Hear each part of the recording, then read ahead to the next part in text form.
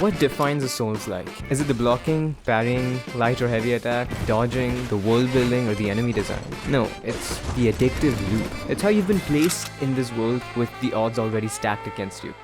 You just booted up the game, you have no gear, you're nerfed as hell, and now you're tasked with fighting this impossibly difficult boss. It feels like overcoming a damn mountain, and that feeling of climbing your Everest is what makes a Souls-like a Souls-like. Think about it, when you finally reach the peak of the summit, it feels rewarding. You've spent every single hour climbing this mountain with your bare hands, learning every nook and cranny, every broken crevice so you don't slip, but you'll still slip, because that's just what this thing is. It's one of those genres that just loops you back into it, because every single time you lose, you come back from death, and you try again, again, again, and again.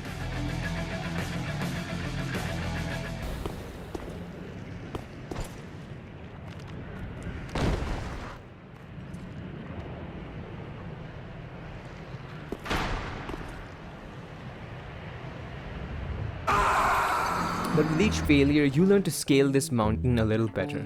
Understanding that this place is not safe for putting your finger, or that crevice is not safe for placing your foot. You learn about the mountain itself, your Everest, to reach the top without slipping. But guess what? You'll still slip and fall, and you'll come back once again. Because you're undying. You're relentless. And when you finally climbed your Everest, you're unstoppable. This is why Souls-like work. This challenge is what entices players foreign to the genre to click when they hear Souls players screaming how difficult this is. It creates this subconscious sense of challenge and intrigue, saying that, it's not that tough, bro, I can do this shit. And that is what drives us, that sense of competition. That high you get from killing a Souls boss on your 20th attempt is unmatched. And there is no genre that does a good challenge justice like Souls-like does. I cannot emphasize how many times I've chosen to fight the tougher bosses just for the thrill of it. And gaming companies benefit from this addictive loop that pulls in players, but now, instead of nurturing it, they abuse it. Why? It's because of how linear the gameplay loop is. Think about it, you've got all the ingredients to cook up a Souls-like. Ever since FromSoft made the first Souls-like, they've defined the genre with these traits. It's so straightforward, but also allows for so much room for companies to personalize the game by just tweaking 2 or 3 mechanics, which is what makes each Souls-like so memorable and distinct from one another, even though they have so many key aspects shared. So why don't they do it? Why is there a Souls-like fatigue setting in when there's all this room for innovation? Why is that happening? I'll tell you why. Cohesion. Cohesion between these 3 elements. And the third element, this little guy right here, is the single most important one that every single one of them fuck up. But for that to even make sense, let's go back to the first one. The challenge aspect. This includes everything from the boss fights, the enemy types, level designs, all kinds of attacks, and pretty much everything that defines a challenge in a Souls-like game. Then there's the exploration aspect. The level design, the world building, the character aesthetic, boss designs, and everything else in between. And last but not least, the reward system. What you finally get after climbing the top.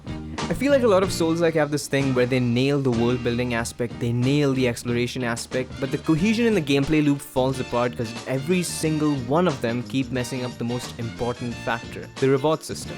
It's left as an afterthought. It's crucial for players to feel that everything that they've done is worth it. Otherwise, it just feels empty. You've reached the peak of the summit, and it feels like you have nothing to show for it. You've just wasted this effort, this much trial and error, all this back and forth, for what? It feels like making a YouTube video and not getting the views for it, which we often do, so please hit that subscribe button.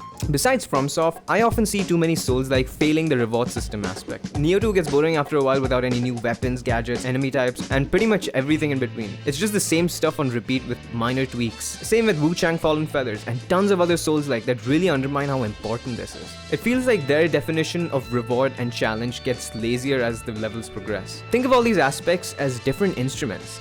The challenge aspect is your voice, the exploration is your guitar, and the reward system is the bass. And if one of them isn't synergizing, your final mix just falls apart.